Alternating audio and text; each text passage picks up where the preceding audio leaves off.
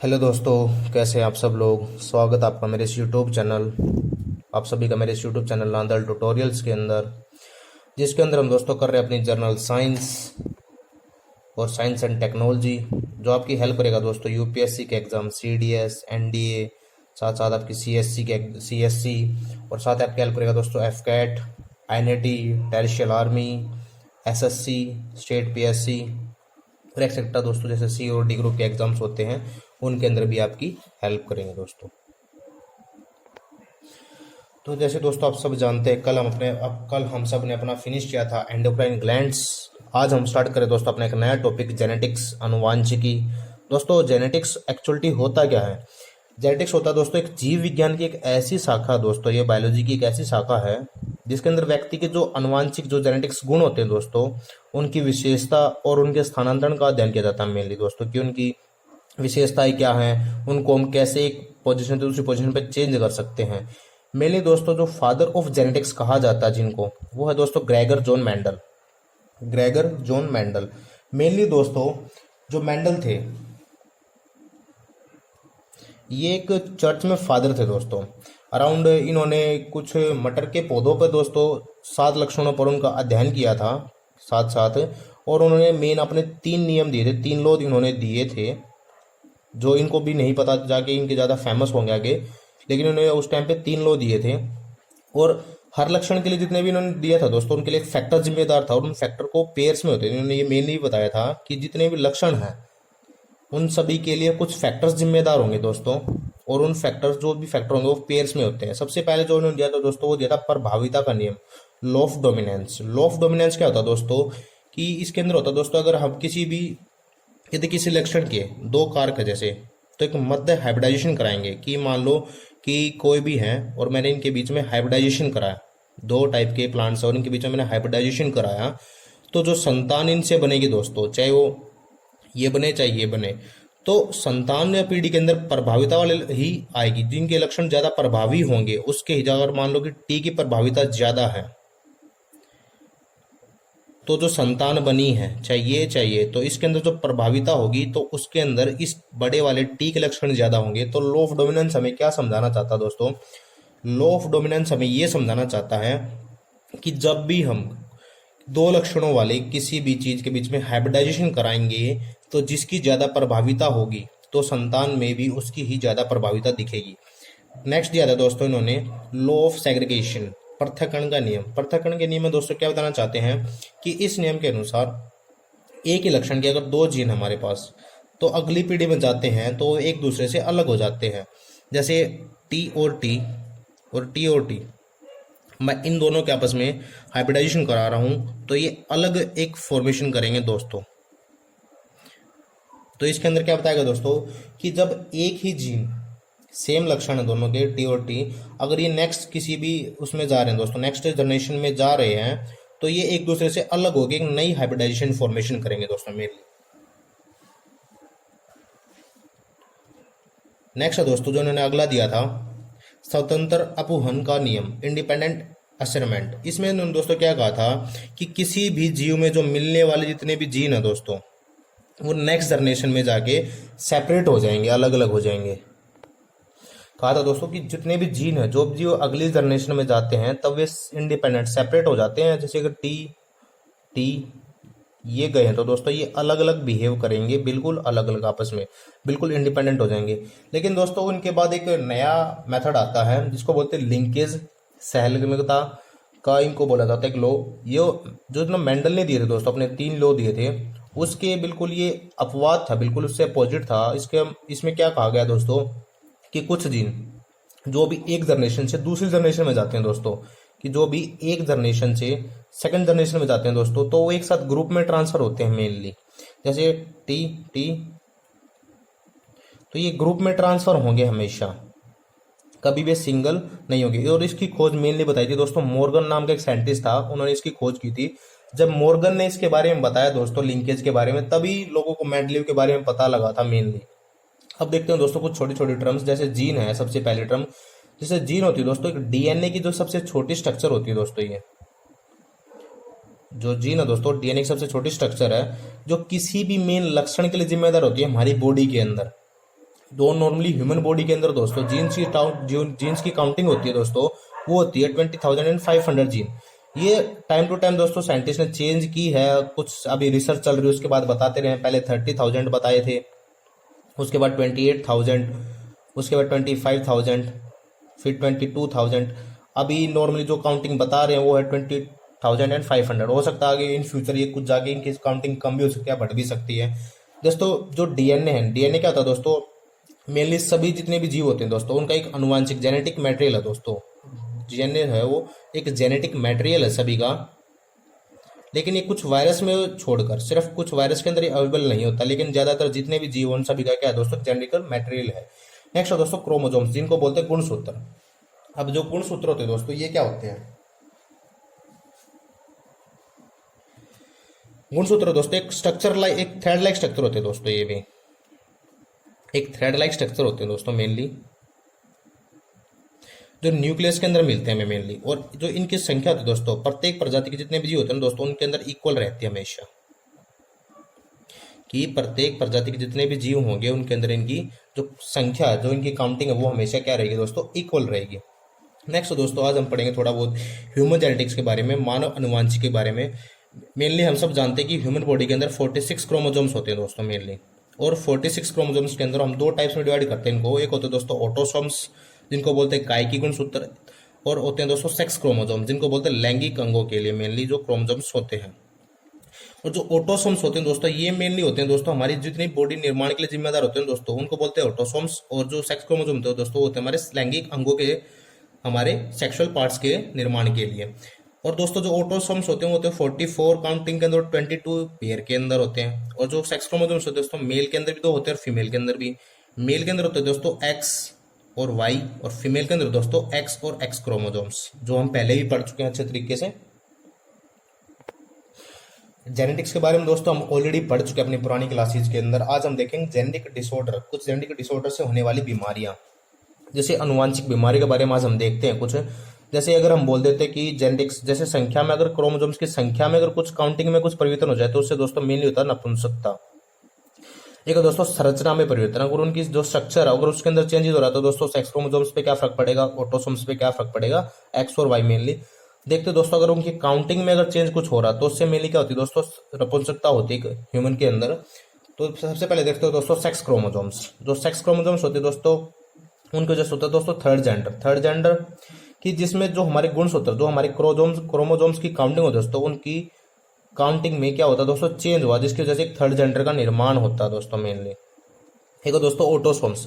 Autosomes दोस्तों mainly ये भी नपुंसक ही होते हैं, लेकिन इनके अंदर लैंगिक लक्षण दिखाई देंगे, लेकिन आंतरिक लक्षण नहीं दिखाई देंगे। कि वैसे बोल दूं कि कोई फीमेल है या मेल है, वो प्रॉपर मेल या फीमेल दिखेंगे, लेकिन उनके अंदर हम ये नहीं बता पाएंगे प्रॉपर तरीके से कि वो एक्चुअली बाहर से तो दिखेंगे हाँ वो फीमेल है ये मेल है, लेकिन एक मेडिकली के थ्रू ही हमें उनको बता सकते हैं कि वो क्या है, ट्रांसजेंडर हैं, क्या है प्रॉपर क्या नहीं है।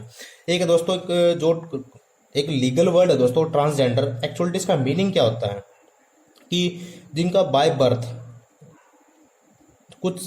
बर्थ सेक्स कुछ था उनका, और बाद में उन्होंने चेंज करा लिया और आज कुछ हो रहा है। कि एग्जांपल ले लेते, जैसे बाय बर्थ वो मेल थे लेकिन बाद में चेंज करके फीमेल बन गए, तो उनको बोला जाता है दोस्तों ट्रांसजेंडर, जिन्होंने अपना जेंडर ट्रांसफर कराया है। मेनली कि जो हम किन्नर वगैरह देखते हैं उनको हम ट्रांसजेंडर बोलते हैं, लेकिन वो एक हम गलत शब्द यूज करते हैं उनके लिए। मेनली होते हैं दोस्तों थर्ड जेंडर, जिनके सेक्स क्रोमोसोम्स में कुछ चेंजेस की वजह से उनकी बॉडी ऐसी हुई है। एक दोस्तों एलजीबीटी, जिसके बारे में आप सभी ने सुना होगा, जिनके लिए आईपीसी धारा 377 है मेनली दोस्तों, अब तो लीगल कर देगी सारी चीजें। जो दोस्तों एल होता है लेस्बियन, जिनको बोलते हैं लेस्बियन, एल की फॉर्म होती है लेस्बियन। जैसे होते हैं महिला के प्रति महिला का आकर्षण, उनको बोलते हैं लेस्बियन, जिनके अंदर फीमेल के रिगार्डिंग अट्रैक्ट होती है दोस्तों। और गे होते हैं दोस्तों जिसके अंदर मेल के प्रोटेक्शन होता है, उसके अंदर उसको बोलते हैं गे। ये कोई दोस्तों मानसिकता नहीं है, ना कोई हमारी बॉडी के अंदर चेंजेस है, सिर्फ एक जैसे कि एक नॉर्मल चीजें बोल सकते हैं इनको, अभी नेचुरल चीजें होती हैं। जैसे एक बोलते हैं कि मेल का एक फीमेल के प्रति जो अट्रैक्शन है, तो सेम ये भी बिल्कुल नेचुरल चीजें हैं दोस्तों। एक मानसिकता नहीं होती ऐसी कि भाई की बॉडी के अंदर कुछ चेंजेस हुए हैं, कुछ ऐसा कुछ नहीं होता। सिर्फ एक नेचुरल चीजें होती हैं कि उसके बॉडी के अंदर कुछ चीजें डेवलप हुई हैं। तो ये एक हमारी सोसाइटी के अंदर इसको बड़ी एक खराब नज़र से देखा जाता है, लेकिन अभी देख रहे हैं इनको धीरे धीरे चीज़ें डेवलप हो रही हैं। जैसे हाइब्रिड कुछ होती है, संकर प्रजातियां, जैसे कि जिनको हम अलग अलग प्रजातियों को ऐड करके बनाई गई एक नई हाइब्रिड की, दो प्रजातियों को मिला के एक नई प्रजाति बनाई गई है। जैसे दोस्तों एक नर गधा लिया और एक मादा घोड़ी, उनसे जो बनता है दोस्तों खच्चर म्यूल, जिसके बारे में आपने सभी ने सुना होगा, देखा भी होगा, वो नपुंसक होता है एक्चुअली दोस्तों। वो अपनी एक नई प्रजाति नहीं बना सकता। एक्चुअली प्रजाति क्या होती है दोस्तों, एक स्पीसीज दोस्तों वो होती है जो एक अपना न्यू बर्थ, एक नया बर्थ दे सके किसी को, उनको बोलते हैं स्पीसीज। ये स्पीसीज में कैलकुलेट नहीं होती दोस्तों कभी भी। नेक्स्ट दोस्तों मादा घोड़ा, अगर मादा गधा है और घोड़ा है तो उससे दोस्तों हिनी, ये भी नपुंसक ही होगी दोस्तों। ये भी कोई प्रजाति नहीं है, सिर्फ एक हाइब्रिड बोलेंगे इसको हम, प्रजाति नहीं बोलेंगे। प्रजाति वही है जो एक नया जीव अपने थ्रू बना सके, पैदा कर सके सेक्सुअल तरीके से दोस्तों, उनको बोलते हैं प्रजाति एक्चुअली। अब देखते हैं दोस्तों कुछ अगर काउंटिंग में चेंजेस हो रहे हैं, अगर क्रोमोसोम्स की काउंटिंग में कुछ चेंजेस हो गए हैं तो उनसे कौन सी जेनेटिक बीमारियां होती हैं। जैसे लैंगिक गुणसूत्र, जो क्रोमोसोम्स होते हैं उनकी संख्या में कमी या ज़्यादा होने से होने वाली बीमारियां मेनली देखेंगे हम, कि जो हमारे क्रोमोसोम्स हैं अगर उनकी काउंटिंग मेनली होती है दोस्तों 46, अगर वो 47 हो रही है या 45 हो रही है तो उनसे मेनली हम देखेंगे कौन सी क्या बीमारी हो रही है। एक और दोस्तों सुपर फीमेल, जिनको बोला जाता है सबसे पहली बीमारी सुपर फीमेल, जिसके अंदर 44 क्रोमोसोम्स, तो मेनली जो ऑटोसोम्स होते हैं उनके जो सेक्सुअल, जिसके अंदर ट्रिपल एक्स क्रोमोसोम्स के अंदर जो 2x तो एक नॉर्मली होते हैं दोस्तों, और उनके अंदर एक क्रोमोसोम्स एक्स्ट्रा आ गया उनकी बॉडी के अंदर, तो गुणसूत्रों की संख्या, जो क्रोमोसोम्स की संख्या हो जाए काउंटिंग हो जाए, वो दोस्तों 47 हो जाएगी उनकी।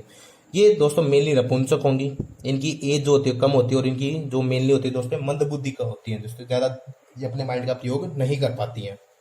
नेक्स्ट दोस्तों सुपर मेल, जिसको जैकोब्सन सिंड्रोम भी बोला जाता है मेनली, कई बार क्वेश्चन पूछ लिए जाते हैं एग्जाम्स के अंदर। इसके अंदर क्या होता है दोस्तों, जो हमारे ऑटोसोम्स की संख्या वो तो सेम रहेगी, लेकिन जो हमारे सेक्स क्रोमोसोम्स हैं एक्स एक वाई, ये तो नॉर्मल है दोस्तों, लेकिन एक वाई क्रोमोसोम्स क्या होता है उसके अंदर एक्स्ट्रा आ गया दोस्तों।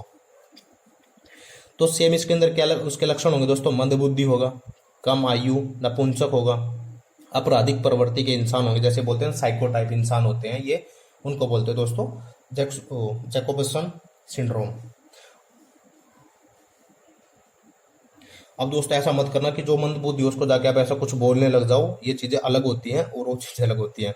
एक दोस्तों क्लिनफेल्टर सिंड्रोम, इसको बोलते हैं दोस्तों सी मेल। सी मेल इसके अंदर क्या होता है दोस्तों 44 जो हमारे ऑटोसोम्स की संख्या होती है वो सेम रहेगी, लेकिन इसके अंदर दोस्तों जो फीमेल के क्रोमोसोम्स हैं और एक आ गया मेल का क्रोमोसोम।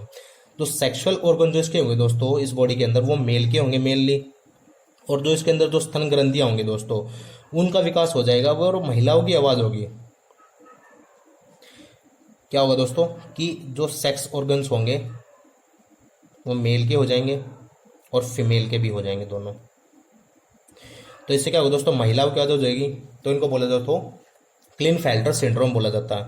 नेक्स्ट दोस्तों टायरन सिंड्रोम, टायरनर सिंड्रोम, इसके अंदर क्या होता है दोस्तों 44 क्रोमोसोम्स होंगे और एक एक्स क्रोमोसोम और 0। इसके अंदर क्या होगा दोस्तों मेनली कि जो दुग्ध ग्रंथियां होंगी, जिनको स्तन ग्रंथियां बोलते हैं, उनका विकास नहीं होगा, और उसकी जो साउंड होगी, आवाज होगी, वो पुरुषों जैसी होगी। लैंगिक अंगों का कम विकास होगा दोस्तों। नेक्स्ट दोस्तों अगर हम देखते हैं, अब ये था दोस्तों सेक्स क्रोमोसोम्स के अंदर जो चेंज हो रही है उनकी वजह से होने वाले सिंड्रोम्स कौन से होंगे, मेनली कौन सी बीमारियां होंगी। नेक्स्ट दोस्तों कि अगर ऑटोसोम्स कायिकी गुणसूत्र के अंदर कि अगर उनकी काउंटिंग में कुछ चेंजेस हो रहे हैं तो उनसे होने वाली बीमारियां कौन सी है। मेनली क्या होगा दोस्तों, लैंगिक अंग सामान्य होंगे, इनके जो लैंगिक अंग होंगे, सेक्सुअल ऑर्गन्स होंगे, वो बिल्कुल इक्वल होंगे। एक दोस्तों डाउन सिंड्रोम, डाउन सिंड्रोम में क्या होता है दोस्तों, इसको मंगोलिज्म बोला जाता है हिंदी के अंदर। इसके अंदर क्या होगा दोस्तों, जो 21 जो हमारा क्रोमोसोम होगा उसके अंदर ट्राइसोमिक के कारण ये मेनली बीमारी होती है। जैसे एक्स और एक्स चल रहा है दोस्तों, तो एक्स एक्स एक्स ये चेंज हो जाएगा दोस्तों, यहाँ पे जो उसका 21 क्रोमोसोम होगा उसके अंदर चेंज हो जाएगा जो मेनली चल रहा था। इसको बोलते हैं दोस्तों डाउन सिंड्रोम। जो ड्यूल सिंड्रोम मेनली होता है दोस्तों, जो ट्राइसोमी हम बनाते हैं, जो पेयर बनाते हैं ना हम दोस्तों एक्स एक्स की, उसके अंदर एक थर्ड सिंड्रोम ऐड हो जाएगा, थर्ड क्रोमोसोम हमारा ऐड हो जाएगा। इससे क्या होगा दोस्तों, डाउन सिंड्रोम फॉर्मेशन होगा। इनके अंदर दोस्तों लक्षण क्या होंगे, जैसे उनकी गर्दन छोटी होगी, नाक चपटी होगी, बुद्धिमत्ता इनकी भी कम होगी, ओवियम का विकास नहीं होगा इनकी बॉडी में मेनली, ये इनके मेनली लक्षण होते हैं इनकी बॉडी के। नेक्स्ट हो दोस्तों एडवार्ड सिंड्रोम। एडवार्ड सिंड्रोम क्या होता है दोस्तों, जो इनका 18th क्रोमोजोम है दोस्तों, उसमें ट्राइसोमी हो जाएगी दोस्तों। ट्राइसोमी होने के कारण मेनली सेम की अगर वो एक्स वाई था तो वो एक्स वाई ये हो जाएगा, या एक्स एक्स एक्स ऐसा समथिंग हो जाएगा। तो जैसे किडनी, लीवर या सुनने की क्षमता पर इनका प्रभाव हो सकता है। नेक्स्ट दोस्तों पटाउ सिंड्रोम। पटाउ सिंड्रोम के अंदर क्या होगा दोस्तों, तो इनका 13th क्रोमोजोम होगा दोस्तों, उसके अंदर ट्राइसोमी होगी, सेम वही एक्स एक्स मेनली और एक्स वाई होते हैं हमारे, इसके अंदर एक्स एक्स एक्स ये हो जाएगा, या एक्स एक्स या वाई ऐसे फॉर्मेशन करेंगे। मेनली दोस्तों इनके अंदर क्या होता है दोस्तों, जैसे उंगलियों की संख्या इनके अंदर अधिक होगी, या अपर लिप इनका कटा हुआ होता है मेनली। ये दोस्तों हर एक बंदे के ये नहीं होता कि अगर किसी की बॉडी के अंदर उंगलियों की संख्या ज्यादा है तो उसको पटाव सिंड्रोम ही होगा, या किसी का लिप कटा हुआ तो उसके अंदर ट्राई पटाव सिंड्रोम ही होगा। ये मेनली क्या होता है कि जांच करने के बाद पता लगते हैं दोस्तों। अब आप लोग ऐसा नहीं होना कि अगर किसी की उंगलियों की संख्या ज्यादा हो उसको जाकर बोलने लग जाओ कि आपको पटाव सिंड्रोम है, अगर ऐसा कुछ है।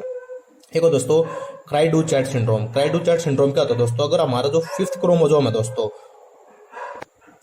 तो दोस्तों जो क्राई डू चैट सिंड्रोम इसके अंदर क्या होता है दोस्तों, जो हमारा 5th क्रोमोजोम है, 5th क्रोमोजोम की एक शाखा जो होती है वो दोस्तों मेनली ब्रोक हो जाती है, टूट जाती है। इससे क्या होगा दोस्तों, जो व्यक्ति रोता है ना दोस्तों, जो उसकी साउंड आएगी रोने की वो बिल्ली जैसी आती है बिल्कुल। अगर जो इंसान रो रहा है उसके बाद बिल्ली जैसी आती है तो उसको मेनली क्या होता है दोस्तों, क्राई डू चैट सिंड्रोम हो जाता है उसको। नेक्स्ट दोस्तों अगर सेक्सुअल गुणसूत्र की संरचना में अगर उसके स्ट्रक्चर में कुछ चेंजेस आ रहे हैं, अगर सेक्सुअल क्रोमोजोम्स कि अगर स्ट्रक्चर में कुछ चेंजेस आ रहे हैं तो उससे होने वाली कौन सी बीमारियां, मेनली दोस्तों क्या होगी, अगर एक्स क्रोमोजोम की संरचना में अगर परिवर्तन से होने वाली कौन सी बीमारियां अगर उसके एक्स क्रोमोजोम में आने वाली, तो सबसे पहले दोस्तों देखते हैं कलर ब्लाइंडनेस।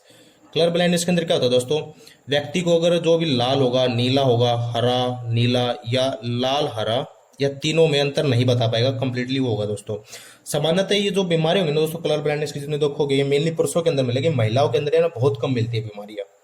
जैसे महिलाओं को एक एक्स में दिक्कत हो तो वह कैरियर महिला कहलाएगी। मेनली क्या, अगर उसके एक दो उसके अंदर क्रोमोसोम्स होते हैं एक्स एक्स, अगर उसके एक में भी दिक्कत हो ना दोस्तों, अगर उसके इसमें प्रॉब्लम है लेकिन वो इससे अपना मैनेज कर लेगी, लेकिन उसको क्या बोला जाए दोस्तों, उसको कैरियर, उसको बोला जाता है कैरियर। इसके अंदर क्या होता है दोस्तों, सामान्यतः मेनली मेल्स में होने वाली बीमारी है, जो कलर ब्लाइंडनेस की मेल्स में होने वाली बीमारी है। अगर महिलाओं के दोनों एक्स क्रोमोसोम्स में प्रॉब्लम होगी तब यह दिक्कत होगी। अगर उसके एक में दिक्कत है दोस्तों, महिलाओं के एक क्रोमोसोम में दिक्कत है तो ये उसके अंदर नहीं, पर अगर दोनों क्रोमोसोम्स उसके वर्क नहीं कर रहे हैं तो महिलाओं में कलर ब्लाइंडनेस मिल जाएगा। उसको क्या होगा दोस्तों, वो लाल नीला, रेड और ब्लू, और ग्रीन और ब्लू, और रेड और ग्रीन, इनके बीच में दोस्तों डिफरेंस नहीं बता पाएंगे मेनली, जिनके अंदर कलर ब्लाइंडनेस होता है, मेनली जिनके अंदर एक्स क्रोमोसोम्स के अंदर जिनके प्रॉब्लम होती है। क्योंकि मेल के अंदर तो दोस्तों एक ही एक्स क्रोमोसोम होता है, अगर उसके इसी क्रोमोसोम में दिक्कत होगी तो उसको तो मेल क्रोमोसोम्स के अंदर क्या होगा दोस्तों, उसको कलर ब्लाइंडनेस और नॉर्मली हो जाएगी। और फीमेल के अंदर दो होते हैं। नेक्स्ट दोस्तों हीमोफीलिया। हीमोफीलिया के अंदर क्या होता है दोस्तों, ये भी मेनली एक्स क्रोमोसोम से होने वाली बीमारी है कि एक्स क्रोमोसोम में बीमारी होगी। इसको बोलते हैं रॉयल डिजीज। रॉयल डिजीज कैसे दोस्तों, जैसे एक्स एच एक्स, ये मेनली दोस्तों हीमोफीलिया ग्रस्त, इनमें ब्लड की जो क्लोटिंग होती है दोस्तों वो नहीं होती जल्दी से। ये कई बार रॉयल बीमारी, जैसे बड़े बड़े लोगों को आपने कई बार देखा होगा, उनके अंदर ज्यादातर बीमारी होती है, जैसे एक्स एच और एक्स। फीमेल के अंदर एक क्रोमोसोम के अंदर प्रॉब्लम है तो उसको क्या बोलेंगे दोस्तों, कैरियर फीमेल बोलेंगे उसको, जो हमने पीछे भी देखा था। इसके अंदर प्रॉब्लम नहीं, क्योंकि ये नॉर्मल रहेगी। अगर मेल एक्स एच और एक्स एच, हीमोफीलिया है दोस्तों महिला के अंदर, इसको बोलेंगे फिर हीमोफीलिया, उस महिला के अंदर ये प्रॉब्लम है। देखते हैं दोस्तों वाई। अब वाई क्रोमोसोम्स में होने वाले मेनली परिवर्तन से कौन सी बीमारी होती है, एक है दोस्तों गंजापन, जिसको बोलते हैं ब्लैडनेस। इसके अंदर क्या होता है दोस्तों, मेल टू मेल ट्रांसफर होती है मेनली बीमारी। क्या होता है दोस्तों, बाल समय से पहले झड़ जाते हैं, जो धीरे धीरे गंजे हो जाते हैं दोस्तों, जिनके सिर पे बाल नहीं रहते, उनके अंदर क्या होता है दोस्तों, जो उनके वाई क्रोमोसोम्स उनके अंदर प्रॉब्लम आनी स्टार्ट हो जाती है। नेक्स्ट दोस्तों हाइपर ट्राइफोसिस। इसके अंदर क्या होता है दोस्तों, अधिक बालों का होना, या कानों पर बालों का गुच्छा। जैसे आपने अनिल कपूर को देखा होगा, कई बारी कुछ ज्यादा ही बाल हैं, या कई इंसानों को आप देखते हैं उनकी बॉडी पे कुछ ज्यादा ही बाल होते हैं। जैसे एक होता है एक के अंदर क्या होगी दोस्तों, अगर वाई क्रोमोसोम में ज्यादा प्रॉब्लम है, एक उसकी बॉडी पे बिल्कुल बाल ही नहीं है। अगर ये वाली बीमारी है हाइपर ट्राइफोसिस, तो उसकी बॉडी पे ज्यादा ही ज्यादा बाल दिखेंगे, एक एवरेज से ज्यादा बाल। नेक्स्ट दोस्तों ऑटोसोम्स क्रोमोसोम्स में अगर परिवर्तन, उसकी स्ट्रक्चर में अगर कोई चेंजेस है तो उससे कौन सी बीमारी होगी, एक है दोस्तों सेकल सेल एनीमिया। इसके अंदर क्या होता है दोस्तों, जो आरबीसी का आकार होता है ना दोस्तों, वो हाशियाकार सिक्कल जैसा हो जाता है मेनली। जो आरबीसी का आकार हमने देखा था पीछे वो कैसा होता है दोस्तों, मेनली ऐसा होता है। और जो सिक्कल होती है उसका आकार कैसा, ऐसा हो जाता है दोस्तों। फिर वो मेनली उसका आकार होता है ऐसा, एक ट्राइंगल जैसा बोल सकते हैं उसको। जिससे उसकी हीमोग्लोबिन की मात्रा उसमें कम हो जाती है, जिसकी वजह से दोस्तों अगर उसका आकार एक सिक्कल जैसा, जैसे बोलते हैं ना दराती, हिंदी में इसको कुछ लैंग्वेजेस के अंदर अलग अलग हो सकती है, जैसे हरियाणा की साइड उसको दराती बोलते हैं, जिससे गेहूं वगैरह काटते हैं, उसका आकार कुछ ऐसा हो जाता है, जिसकी वजह से उसकी ब्लड में दोस्तों हीमोग्लोबिन की जो क्वांटिटी दोस्तों वो कम होना स्टार्ट हो जाती है। नेक्स्ट दोस्तों थैलेसीमिया। थैलेसीमिया में क्या होता है दोस्तों, जो हमारी बॉडी के अंदर हीमोग्लोबिन होता है दोस्तों, उसका जो वो बनना कम हो जाता है दोस्तों थैलेसीमिया के अंदर। नेक्स्ट दोस्तों साइस्टिस फेब्रोसिस। इसके अंदर क्या होता है दोस्तों, जो हमारे फेफड़े होते हैं और जो हमारा डाइजेस्टिव तंत्र होता है उसके मेनली ये प्रभावित होते हैं दोनों, जो हमारे लंग्स और जो हमारे डाइजेस्टिव सिस्टम होता है दोस्तों, वो मेनली इससे उस पर फर्क पड़ता है, क्योंकि इसमें म्यूकस की अधिक मात्रा में बनता है। हमने देखा था म्यूकस हमारे किस काम आता है, म्यूकस दोस्तों मेनली हमें कंसंट्रेटेड HCl से बचाता है हमारी बॉडी को। नेक्स्ट दोस्तों हंटिंगटन डिसऑर्डर। इसके अंदर क्या होता है दोस्तों, हंटिंगटन डिसऑर्डर। इस बीमारी में दोस्तों जो 30 से 40 की उम्र के बाद की होती है दोस्तों, जो तंत्रिकाएं कोशिका, जो हमारी नर्वस को सेल्स होती हैं वो टूटना स्टार्ट हो जाती हैं, और जो व्यक्ति की जो स्मरण शक्ति, जो उसकी मेमोरी होती है दोस्तों, वो कम होना स्टार्ट हो जाती है धीरे धीरे। जैसे आपने देखा होगा, जैसे जैसे एज बढ़नी स्टार्ट हो जाती है इन लोगों की, धीरे धीरे उनकी मेमोरी कम होना स्टार्ट हो जाती है। नेक्स्ट दोस्तों फिनाइल कीटोन्यूरिया। इसके अंदर क्या होता है दोस्तों, कि जो शरीर के अंदर जो फिनाइल होते हैं दोस्तों, फिनाइल एनिलीन जैसे अमीनो एसिड, क्या होता है दोस्तों, जो फिनाइल एलानिन होते हैं दोस्तों, जो ये इस टाइप के अमीनो अमल्स होते हैं दोस्तों, ये हमारी बॉडी के अंदर ना एक लार्ज क्वांटिटी के अंदर बनना स्टार्ट होते हैं, और इन जो इनको डाइजेस्टिव करते हैं, जो इनको डाइजेस्ट करते हैं, जो इनका अपघटन करते हैं, वो वाले एंजाइम नहीं बनता प्रॉपर तरीके से हमारी बॉडी के अंदर। तो फिर क्या होता है दोस्तों, जो ये एंजाइम्स होते हैं, जो अमीनो एसिड्स होते हैं, ये फिर हमारे माइंड के अंदर दोस्तों कलेक्ट होना स्टार्ट हो जाते हैं, और फिर इससे क्या होगा, धीरे धीरे मंदबुद्धि, मस्तिष्क पर क्या होगा, धीरे धीरे प्रभाव पड़ना स्टार्ट हो जाता है। और इससे क्या होगा दोस्तों, जो हमारे मस्तिष्क का आकार होगा छोटा हो जाएगा या मंदबुद्धि होगा। धन्यवाद दोस्तों, आज की वीडियो को हम यहीं ख़त्म करेंगे। वीडियो कैसी लगी कमेंट्स में ज़रूर बताना, लाइक करना, वीडियो को शेयर करना और चैनल को सब्सक्राइब करना। धन्यवाद दोस्तों।